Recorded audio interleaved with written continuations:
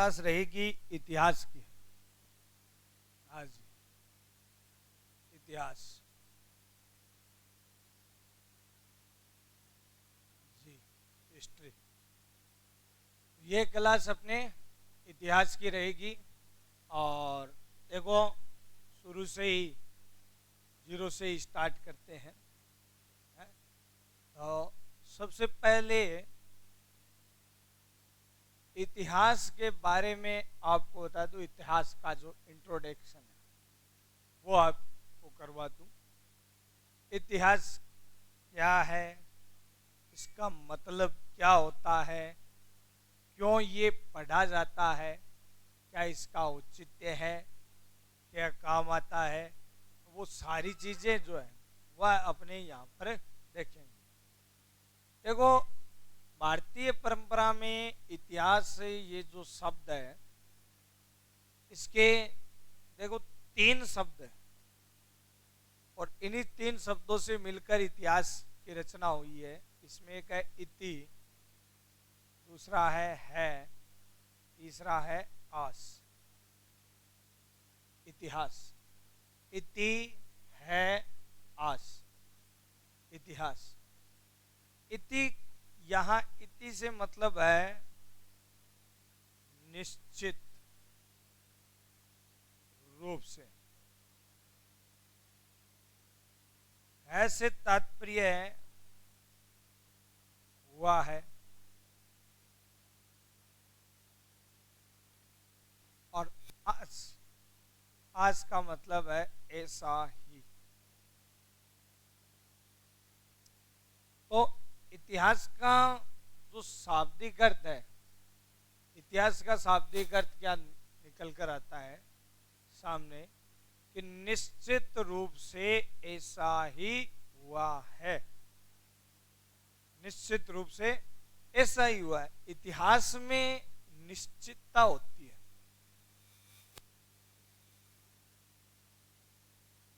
इतिहास में निश्चितता होती है, ठीक है ना, क्योंकि निश्चित होता है इतिहास, निश्चित रूप से ऐसा ही हुआ है।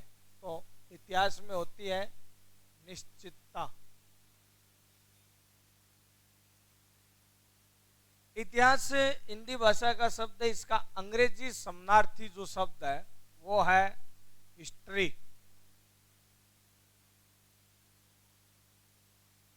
अंग्रेजी समानार्थी शब्द क्या है? हिस्ट्री है। और ये जो हिस्ट्री शब्द है, यह है यूनानी भाषा के शब्द हिस्टोरिका से बना है। यूनानी भाषा का शब्द है हिस्टोरिका, तो यूनानी भाषा के शब्द हिस्टोरिका से हिस्ट्री शब्द बना। हिस्टोरिका का शाब्दिक अर्थ होता है खोज, या बोल दो गवेषण से प्राप्त ज्ञान। हिस्टोरिका का शाब्दिक अर्थ क्या होता है? खोज या गवेषण से प्राप्त ज्ञान।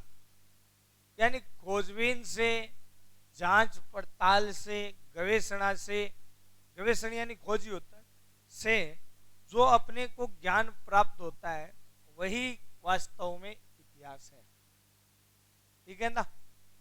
अब इसका एक छोटा सा एग्जाम्पल ले लेते हैं अपन अपने स्तर पर। एग्जाम्पल देखें तो जैसे आप को बैठे बैठे ऐसे मन में विचार आ गया, भाई मेरे परदादा जी कौन थे, या मेरे सरदादा जी कौन थे, ठीक है ना। अब आपने वो जानने के लिए क्या की? खोज की। अपने परिवार के लोगों से, बड़े बुजुर्गों से जो है अन्य से पूछा, तो उससे जो आपको ज्ञान मिला, बस वही ज्ञान इतिहास है। और उस ज्ञान में क्या है? निश्चितता है। आपको पता चला, बोले फलाना राम जी मेरे परदादा जी थे, तो मतलब फलाना राम जी थे, दूसरे नहीं, है ना, निश्चितता है। तो ये होता है इतिहास, निश्चित होता है, और इसकी जानकारी खोजबीन से प्राप्त होती है। हम तो क्या है कि भाई लिखा हुआ इतिहास पढ़ते हैं, पढ़ाते हैं, बाकी जो इतिहासकार है उन्होंने खोजबीन की, अभिलेखों को, ग्रंथों को, साहित्यों को खोजा और खोज करके ही इतिहास लिखा, बस उनके द्वारा लिखा हुआ इतिहास अपन पढ़ते हैं। अच्छा, बात आती है पढ़ने की, तो इतिहास में क्या पढ़ा जाता है, ठीक है ना, ये तो बात हो गई इतिहास के मतलब की, भाई इतिहास का मतलब क्या है, अर्थ क्या है, क्या पढ़ा जाता है। तो जैसे कि ये कार कहते हैं कि इतिहास भूतकाल में घटी घटनाओं का अनवर्त संवाद है। भूतकाल में घटी घटनाओं का अनवर्त संवाद ही इतिहास है। तो इतिहास में वास्तव में पढ़ते क्या है, भूतकाल में जो घटनाएं घटित हो चुकी है, भूतकाल में जो चीजें पीछे बीत चुकी है, ठीक है ना, बस उसी का अध्ययन इतिहास में किया जाता है। इतिहास में भूतकाल में घटी घटनाओं का ही अध्ययन होता है, भविष्य के बारे में नहीं। भूतकाल में जो चीजें हैं उन्हीं की खोज की जाती है, उनसे जो ज्ञान मिलता है बस वही इतिहास है। बिना, देखो, सब व्यक्ति का, हर वस्तु का, समाज, क्षेत्र, राष्ट्र, सब का भूतकाल होता है, ठीक है ना, और सबका इतिहास होता है। और बिना इतिहास के कोई चीज होती नहीं है इस संसार में। इतिहास है, इस इतिहास से ही अस्तित्व का निर्धारण होता है। आगे बढ़ने के लिए इतिहास आवश्यक है। तो सबसे पहले तो देखो, अस्तित्व का निर्धारण इतिहास से होता है। अर्थ देखा, अर्थ देखा, क्या अर्थ है इतिहास का। फिर देखा कि भाई इतिहास में क्या पढ़ते हैं, तो भूतकाल में घटी घटनाएं हैं, उसके बारे में पढ़ा जाता है इतिहास में। फिर आता है कि इतिहास क्यों पढ़ते हैं, इतिहास से क्यों पढ़ते हैं, इतिहास क्यों पढ़ा जाता है, तो इतिहास क्यों आवश्यक है, जैसे क्यों शब्द आ जाता है, हमारे सिलेबस में क्यों शामिल किया है, हमें क्या जरूरत है इतिहास की, हमें तो कोई जरूरत नहीं है। इतिहास से ही अस्तित्व का निर्धारण होता है।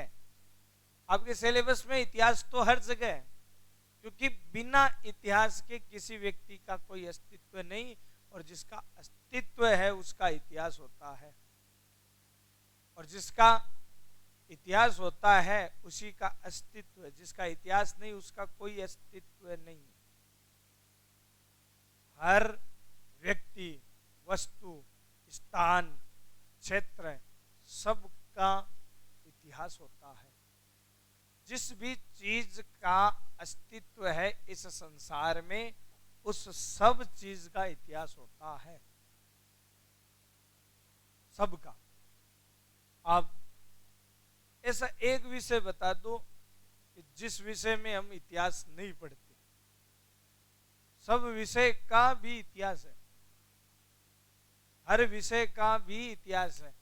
एक सिंगल विषय ऐसा जिसके अंदर इतिहास पढ़ा नहीं जाता है क्या कोई आपकी नजरों में? मेरे को तो आज तक नहीं मिला ऐसा विषय जिसका इतिहास नहीं है, जिसमें इतिहास नहीं पढ़ते।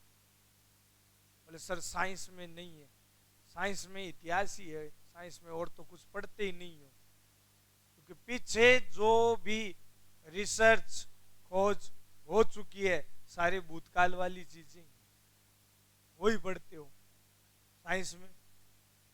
इसका आविष्कार इसने किया, इस टीके का आविष्कार इसने किया, इस दवा का आविष्कार उसने किया, इतिहास ही तो है, भूतकाल की बातें ही तो है, सब में इतिहास है। करंट पढ़ते हैं उसमें भी इतिहास है, बिना इतिहास के करंट ही समझ में नहीं आएगा। जैसे प्रश्न आ गया नोबेल पुरस्कार किसने दिया गया है, भौतिकी का नोबेल, और सबसे पहले तो ये जानोगे, ये पढ़ाएगा टीचर की नोबेल पुरस्कार क्या है, वो क्या है, इतिहास ही तो है? मैथ का भी इतिहास है। ऐसा कोई विषय है ही नहीं जिसका इतिहास नहीं है, और जिसका इतिहास नहीं है उसका कोई अस्तित्व ही नहीं है। व्यक्ति का भी इतिहास है, आपका भी तो है अपना अपना इतिहास, अलग अलग सबका है कि नहीं है? सबका इतिहास है, अच्छा बुरा कैसा भी हो, इतिहास होता है सबका। हर वस्तु का इतिहास होता है, वस्तु का भी इतिहास होता है? छोटी से छोटी वस्तु का भी इतिहास नहीं है क्या? बिना इतिहास के कोई वस्तु होती ही नहीं है। अरे एक ये मार्कर है, उसका भी इतिहास है कि नहीं? किसने बनाया, किसने खोजा, कब खरीदा, कहां से लाए, इतिहास है बस वही जो बीत गया, भूतकाल सबका होता है, सारा इतिहास। और जिसका इतिहास नहीं उसका कोई अस्तित्व नहीं होता,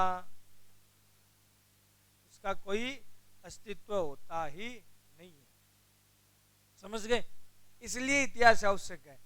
यहां पर पढ़ने वाले बात यह है, सारा सब कुछ आप इतिहास ही पढ़ोगे। ज्योग्राफी में भी इतिहास है, ज्योग्राफी पढ़ोगे उसमें भी इतिहास ही है, ठीक है? अपना जो से सब्जेक्ट पढ़ोगे तो सब्जेक्ट में भी क्या है, इतिहास शामिल है। कल्चर में भी इतिहास शामिल है। जैसे गोगा जी इतिहास ही तो पढ़ रहे थे, क्या पढ़ रहे थे? तो सबका इतिहास होता है, बिना इतिहास के तो यहाँ कुछ है ही नहीं। बट ये है कि सारे इतिहासों में अपन इस क्लास में जो है वो केवल राजस्थान का इतिहास पढ़ेंगे, बाकी अदर सब्जेक्ट में आप पढ़ने वाले इतिहास ही हो सब्जेक्ट, ठीक है ना? तो इसलिए इतिहास शामिल है, क्योंकि इतिहास से अस्तित्व का निर्धारण होता है। मैंने एक सामने कोई व्यक्ति मिला और उससे पूछा भैया क्या नाम है? बोला फलाना राम मेरा नाम है। अच्छा फलाना राम, आगे कहां से हो? नहीं पता। कुल गोत्र वंश? बोले नहीं पता। माता पिता परिवार? बोले नहीं पता। उसका क्या अस्तित्व है? कोई अस्तित्व नहीं है ना। बस सबके अस्तित्व के लिए इतिहास आवश्यक है। इतिहास से दूसरा और क्यों पढ़ा जाता है? क्योंकि इतिहास से ही, इतिहास के ज्ञान से ही वर्तमान में तो होता है सुधार, और भविष्य का होता है निर्माण। इतिहास से ही वर्तमान में सुधार और भविष्य का निर्माण होता है। क्योंकि इतिहास में अपन क्या पढ़ते हैं? भूतकाल। भूतकाल के बारे में जो नॉलेज है, जो ज्ञान है, वो अपन इतिहास से ग्रहण करते हैं। और जिसको भूत का ज्ञान होता है वो वर्तमान में स्वतः ही सुधार करेगा, और जो वर्तमान में सुधार करेगा उसका भविष्य भी उज्जवल होगा, भविष्य का निर्माण होगा, है? जैसे फॉर एग्जाम्पल पिछली भर्ती में आपने मान लिया, चाहे दिया हो चाहे नहीं दियो, केवल मानना है, पेपर दिया, और पिछली भर्ती में कुछ ऐसी गलतियां रह गई जिन गलतियों के कारण अपन सिलेक्शन से क्या हो गई? वंचित।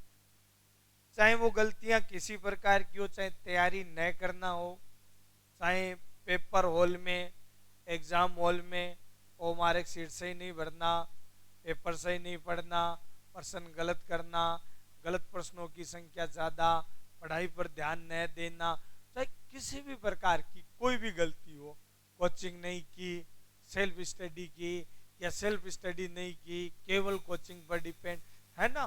कोई भी प्रकार की गलती हो, अपने को पता रहता है कि हमने क्या गलती की, ठीक है ना? हमें हमारा भूत तो पता ही है, हमें हमारा इतिहास पता है, और अगर हमने इतिहास से सबक नहीं सीखा, तभी तो कहते हैं ना इतिहास सबक सिखाता है? इसीलिए कहते हैं उससे अगर अपन ने सबक नहीं सीखा तो फिर बर्बाद है अपनी जीवनी। अब जो भूतकाल में आपने गलतियां की, ये गलतियां अब वापस थोड़ी दोहराओगे। अब आगे वाली जो एग्जाम है, उस एग्जाम में जब बैठोगे तो पिछली बार वो मार्कशीट गलत भरी थी, बोले पिछली बार भी गलत भरी, अब की बार भी गलत भरते हैं, ऐसा थोड़ी होता है। नहीं करोगे ना, क्या करोगे? उन गलतियों को सुधारोगे, और उन गलतियों में अगर सुधार करोगे तो पक्का सिलेक्शन होगा। क्या बनेगा? भविष्य का निर्माण। ये तो छोटी सी बात है, इसको कितने भी बड़े स्तर तक ले जा सकते हो, कितने भी बड़े स्तर, अंतर्राष्ट्रीय स्तर पर देख लो। रूस और यूक्रेन के युद्ध को चलते हुए आज लगभग 2.5-3 साल हो गए ना। आज भी चल रहा है रूस और यूक्रेन का युद्ध, परंतु एक भी कोई भी देश है बीच में नहीं पड़ा, बड़ा लड़वा दो आपी दाप जी से लड़ा है, कोई बीच में नहीं आया ना। अगर कोई बीच में आ जाता तो विश्व युद्ध छिड़ जाता ना। इतिहास का पता है कि पहले और दूसरे विश्व युद्ध में क्या हुआ था। फर्स्ट एंड जो सेकेंड वर्ल्ड वार है उसमें क्या हुआ था सबको पता है। कितनी विभीषिका हुई थी, जन धन की हानि, कितना नुकसान सबको पता है। उससे बचने के लिए अगर अब की बार शामिल हुए तो तीसरा विश्व युद्ध हो जाएगा, और तीसरा विश्व युद्ध अगर हुआ तो मानव संस्कृति का नाश हो जाएगा। यहां बैठकर अपने पढ़ने की नौबत ही नहीं आती। हाँ, अभी कहीं कोई बंकर में छुपे हुए रहते हैं, बंकर में घुसे हुए रहते हैं। हम तो नजदीक है पाकिस्तान के, हैं? आओ कहीं बम चेप दिया, काम जचा दिया, कोई और ही पड़े तो है। क्यों? भूत का पता था, इसलिए वो होने से बच गया, उसको सुधार लोगे। जो गलतियां पहले और दूसरे में की वो अब की बार नहीं की। पहले में दूसरे में क्या है, यही गलतियां थी। दो देशों के बीच वह कूद कर पड़, चलो एक कूदा, एक के पीछे दो, दो के पीछे चार, आलो विश्व युद्ध छिड़ गया। अब की बार नहीं, बड़ा ही सोच समझ करके सहायता भी कर रहे हैं तो बहुत ही अंडरग्राउंड, हाँ, गोपनीय तरीके से सहायता, पता नहीं चले, ठीक है ना। तो किस कारण से ये तीसरा विश्व युद्ध किस कारण से बच गया? इतिहास के कारण। अगर इतिहास का पता नहीं होता, पहले और दूसरे विश्व युद्ध का ज्ञान ही नहीं होता, भूत का पता नहीं होता, कूद जाता दोबारा युद्ध, इस इतिहास के कारण। इसलिए इतिहास के माध्यम से वर्तमान में सुधार और भविष्य में निर्माण, भविष्य का निर्माण किया जाता है। आई समझ में? तो इतिहास इसलिए आवश्यक है, हर जगह पग पग पर इतिहास आवश्यक है। समझ में आई बात अब है? तो इतिहास क्या है, क्यों पढ़ा जाता है, इसका मतलब क्या होता है, ये चीज समझ में आ गई ना। क्योंकि मारवाड़ी में कहावत है, गांव जाने से पहले गेलो ध्यान में होना चीज है? और कोई भी विषय पढ़ने से पहले विषय को अर्थ मतलब आना जरूरी है, ठीक है ना। अब इतिहास तो हर जगह है भैया, पग पग पर है, हर जगह का, स्थान का।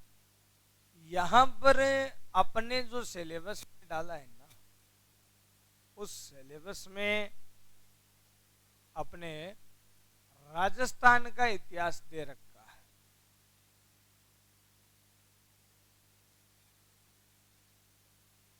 इसका राजस्थान का इतिहास दे रखा है सिलेबस में।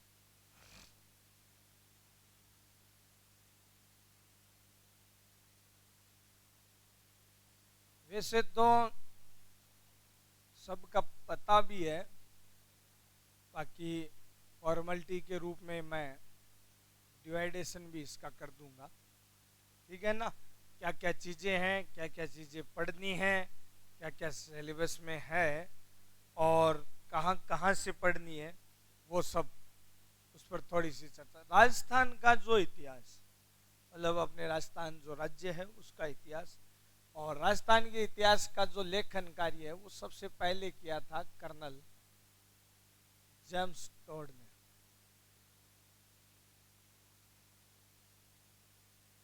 कर्नल जेम्स टोड ने किया था सबसे पहले। और कर्नल जेम्स टोड, इन्हें कहा जाता है राजस्थान के इतिहास का जनक। इतिहास का जनक किसे कहते हैं? कर्नल जेम्स टोड को कहते हैं राजस्थान के इतिहास का जनक कहते हैं। इन्होंने एक पुस्तक लिखी थी जिसको पूरा नाम तो है annals and antiquities of Rajasthan, short में एनाल्स के नाम से इसे संबोधित किया जाता है, एनाल्स बोलते हैं। तो एनाल्स जो है, annals and antiquities of Rajasthan, इसी में कर्नल टोड ने सबसे पहले, कहा जाता है, राजस्थान के भूभाग के लिए राजस्थान शब्द का प्रयोग किया। हालांकि इसने राजस्थान, राजस्थान, आप जो जियोग्राफी में पढ़ते भी हो, और रजवाड़ा, तीन शब्द है ना, इनका प्रयोग किया, ठीक है ना। राजस्थान, राजस्थान और रजवाड़ा, इन तीन शब्दों का प्रयोग है वो कर्नल जेम्स टोड ने किया है। बाकी आप पढ़ते ही हो जियोग्राफी के अंदर, जैसे बताते हैं सबसे पहले कि भाई राजस्थान के भौगोलिक जो परिवेश है, भौगोलिक चीजें, वहीं पर नाम आता है राजस्थान का। सबसे पहले राजस्थान नाम इसने दिया। तो कर्नल टोड है राजस्थान के इतिहास के जनक। इन्होंने लिखा है, राजस्थान के बहुत सारे बाद के कई और आधुनिक इतिहासकार हुए हैं। गोपीनाथ शर्मा है, दशरथ शर्मा, जी एच ओझा है, प्राचीन नैणसी वगैरह है, प्रसिद्ध इतिहासकार हुए हैं राजस्थान। संपूर्ण राजस्थान के इतिहास को अपन तीन भागों में डिवाइड कर सकते हैं। तीन भागों में राजस्थान का जो इतिहास है वो अपन बांट सकते हैं। देखो, सब्जेक्ट का जो विभाजन है, विषय का विभाजन है, अध्ययन की सुविधा के लिए किया जाता है, ठीक है ना। तो अध्ययन की सुविधा के लिए अपन इसको तीन भागों में बांटते हैं राजस्थान के इतिहास को। इसमें पहला तो जैसे प्राचीन कालीन,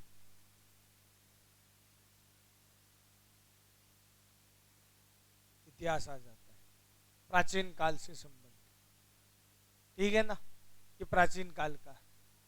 और दूसरा जो है वह है, जैसे आ जाता है राजवंशों का पोर्शन, हाँ, मध्यकाल भी कह सकते हैं। मध्यकाल में लगभग अपने राजवंश थे राजस्थान के। बाकी इनका अध्ययन थोड़ा प्राचीन, थोड़ा मध्य, मध्य में तो पूरा ही थोड़ा आधुनिक तक चला जाता है। केवल मध्यकाल का नहीं, पूरे राजवंशों का ही अध्ययन अपन यहाँ करते हैं। और तीसरा पोर्शन जो है वो आता है आधुनिक राजस्थान का इतिहास।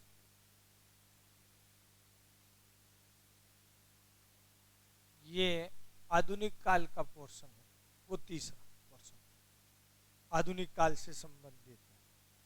तो प्राचीन, राजवंश और आधुनिक। अच्छा, प्राचीन काल में जैसे अपन क्या करते हैं, राजस्थान के प्राचीनतम सभ्यता स्थल है, जनपद है, मौर्य गुप्तकालीन है,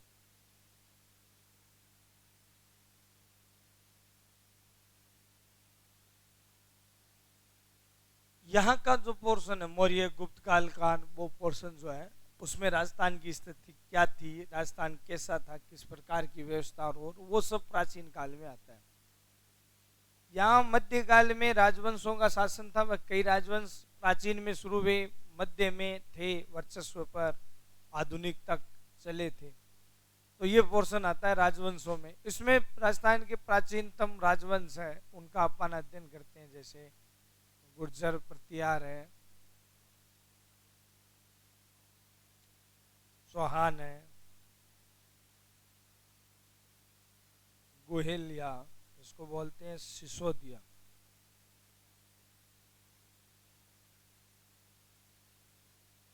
गोहिलिया सिसोदिया वंश है, कछुआ वंश है, राठौड़ वंश है। इन्हीं का वर्चस्व था, यही राजस्थान के प्रमुख राजवंश है। इसके अलावा अन्य भी राजवंश होते हैं, पढ़े जाते हैं। अपने तो क्या, जैसे प्रमुख राजवंश लगभग पढ़ते हैं यही, ये जो प्रमुख राजवंश है वो नाम भी जहां पर आता है ये प्रमुख राजवंशों का, जहां पर ये नाम आ जाए प्रमुख राजवंश, मतलब समझ लो इन्हीं की बात हो रही है बस। इसके अलावा जैसे भाटी वंश है, जाट है, परमार है, कुछ प्राचीन है, कुछ बाद के हैं, ठीक है ना, या छोटी मोटी जैसे रियासतें वगैरह है, तो उनका भी अध्ययन किया जाता है। भाई इतिहास में ऑल ओवर, सिलेबस की बात नहीं कर रहा हूँ, सिलेबस में तो यहाँ केवल यही प्रमुख ही है, और यहाँ पर केवल सभ्यता वाला पोर्शन है। जनपद वाला भी इसलिए पढ़ाते हैं क्योंकि सभ्यता से रिलेटिव है, इसलिए, बाकी ये पोर्शन सभ्यता वाला ही है।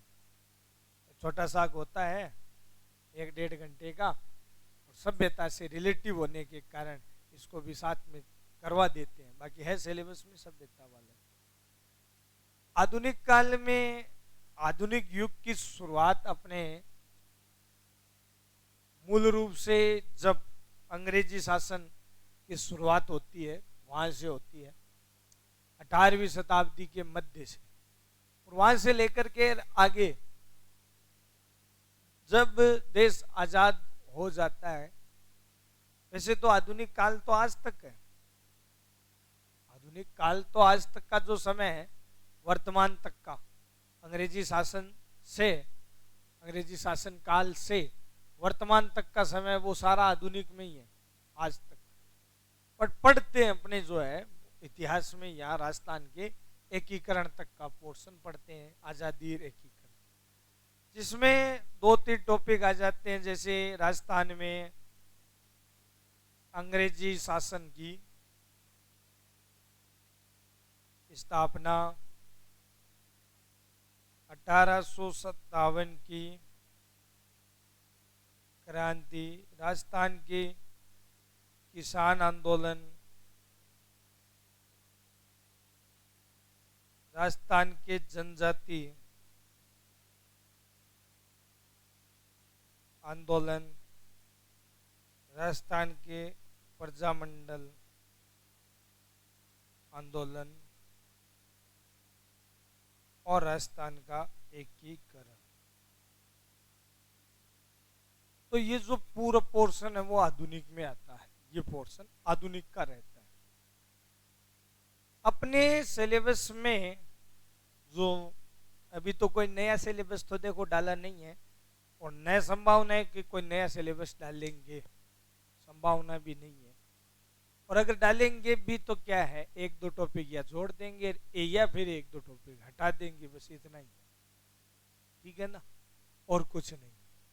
बाकी कम संभावना है कि भाई सिलेबस नया जारी करेंगे। जो विगत सिलेबस है पिछली साल, पिछली बार भर्ती में जो रहा था, उसी सिलेबस के अकॉर्डिंग जो है वह है अपन शुरू करेंगे। तो उसके अकॉर्डिंग अगर देखें तो आपके सिलेबस में जैसे सभ्यता वाला पोर्शन है, फिर ये प्रमुख राजवंश का पोर्शन है, और फिर ये इतिहास वाला, तो ये आधुनिक वाला तो पूरा ही है, ठीक है ना। तो आधुनिक का पोर्शन है ये तो पूरा ही है, एकीकरण तक का आधुनिक का पोर्शन ये अपने सिलेबस के अंदर है, ठीक है ना। डालने में ये कि कई बार जैसे डाल देते हैं प्रमुख व्यक्तित्व है, ऐतिहासिक स्रोत है, इस प्रकार से सिक्के वगैरह, ठीक है, तो वो है नहीं, वो चीजें सिलेबस में नहीं है।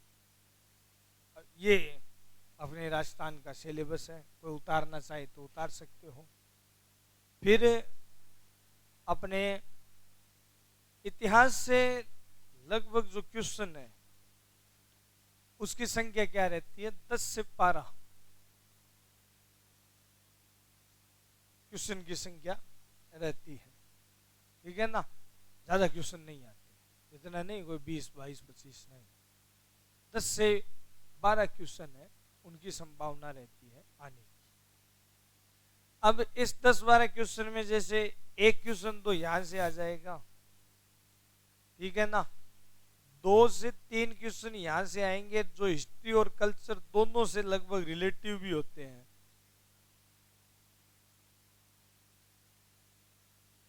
दोनों से रिलेटिव भी होते हैं।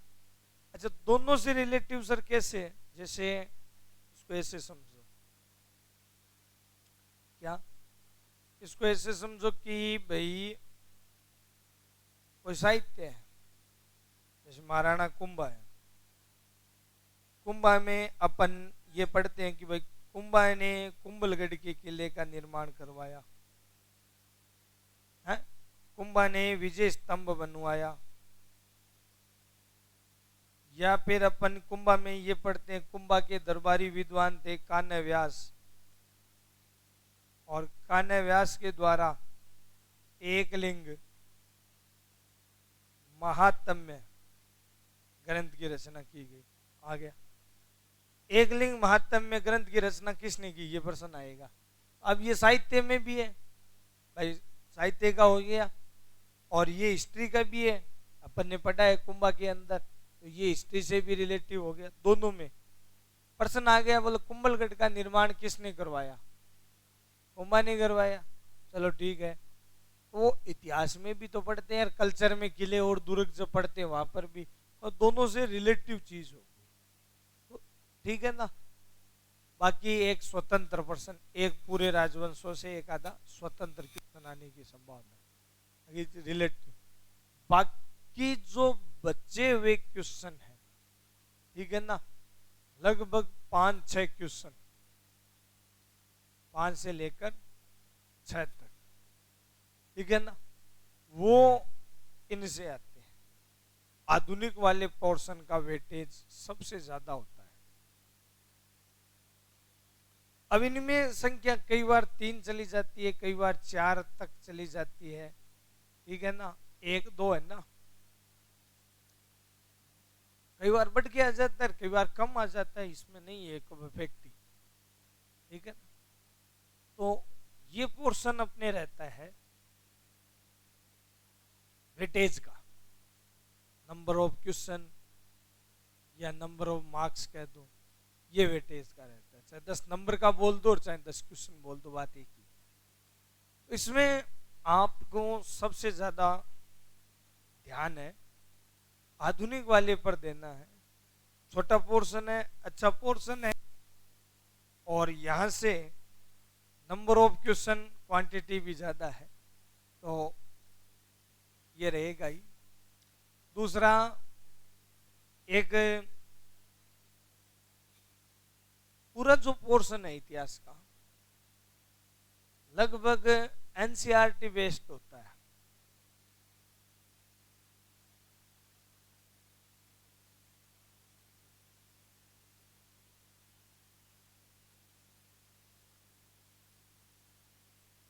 बोर्ड के जो भी पेपर आते हैं या पीछे जो पेपर आए हुए हैं उनको अगर देखें, एनालाइज अगर किया जाए, तो लगभग क्वेश्चन जो है वह एनसीईआरटी और प्लस एनसीईआरटी और अकादमी की जो पुस्तकें होती है उनसे उठाए जाते हैं।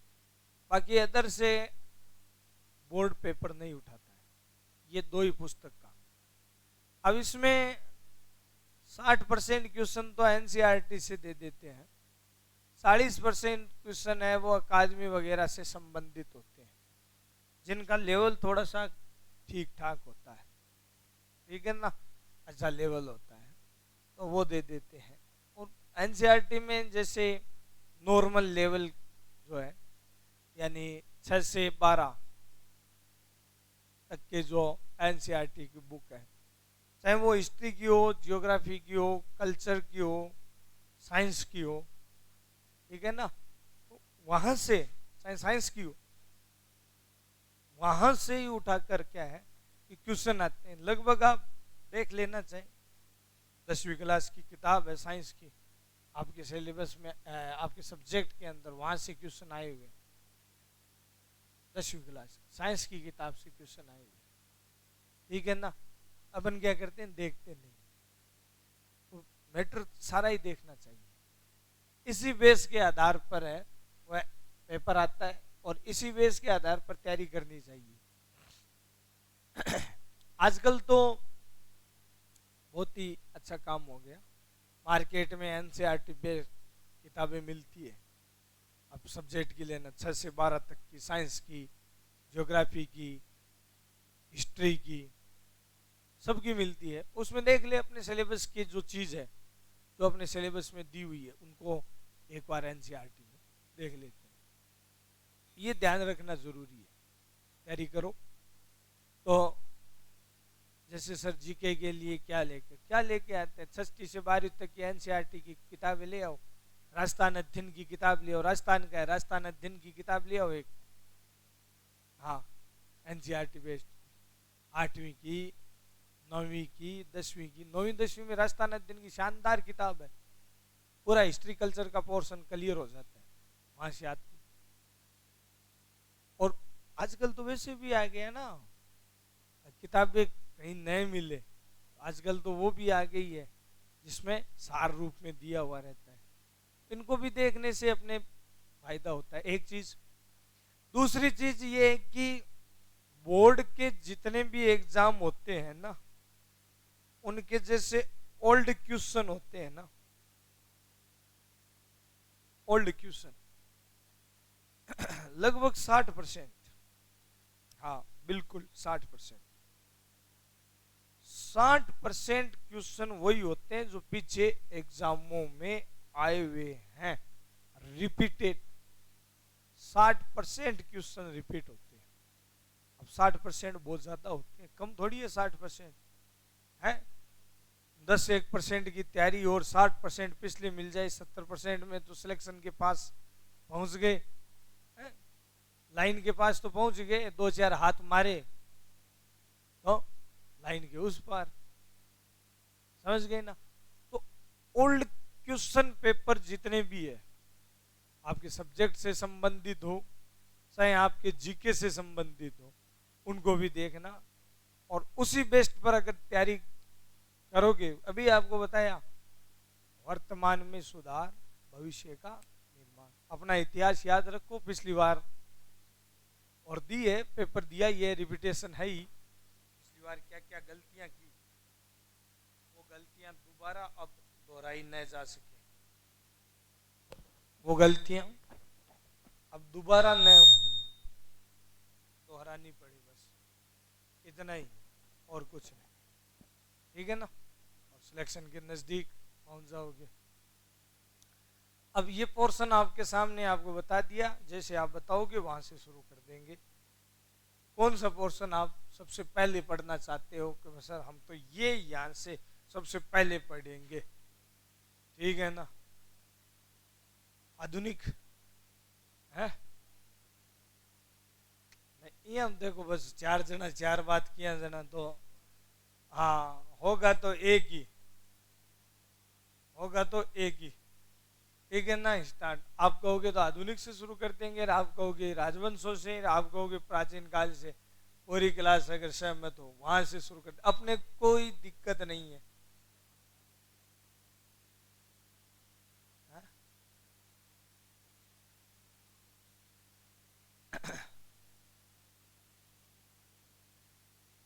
आधुनिक लास्ट में पहली अलग अलग बात आ जाए सबकी, और मान तो सही चोखा लगे। अरे हमें तो सारे ये से आपसे बस पूछ रहा हूँ, आप बता दो तो फिर अच्छा है, वहां से शुरू कर देंगे, ठीक है ना। मुझे तो सारे ही पढ़ाने हैं और सारे ही अच्छा लगे, ठीक है नहीं, जाहिर सी बात है। तो मारो कुणसो है 6 रुपया दिलावे मारो कुणसो है कि भाई इन महीने रुपया को नहीं मिले, है? तो सारा ही पठन है। तो जो आप कहोगे आधुनिक का शुरू कर देते हैं अपने, क्या है अच्छा पोर्शन है 5 से 7, ज्यादातर आधुनिक के समर्थन में, ठीक है ना, तो वहां से शुरू कर देते हैं। और राजवंश शुरू करें तो सर्दियां राजवंश में निकाल दे, राजवंश शुरू कर दो, सर्दी आवे सामने है।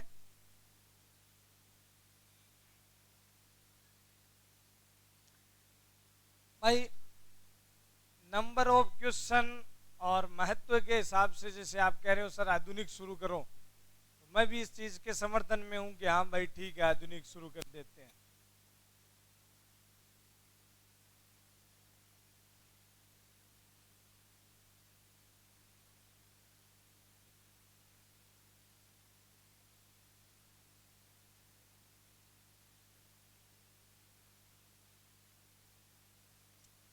तो आधुनिक से चले गया, ओके चलो ठीक है। कोई यहाँ को तो कोई नहीं है कि भाई आधुनिक शुरू कर दियो, मैं तो बस कद डांग की सी गिला की अब तो है, यहाँ तो कोई नहीं है कोई ना, ठीक है।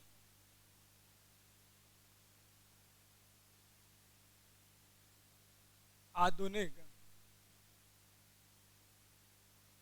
राजस्थान, और इसमें तो ये तो पूरा स्वतंत्र है, ऐसा नहीं है कि भाई राजवंश या सभ्यता नए पढ़ोगे तो ये समझ में नहीं आएगा है।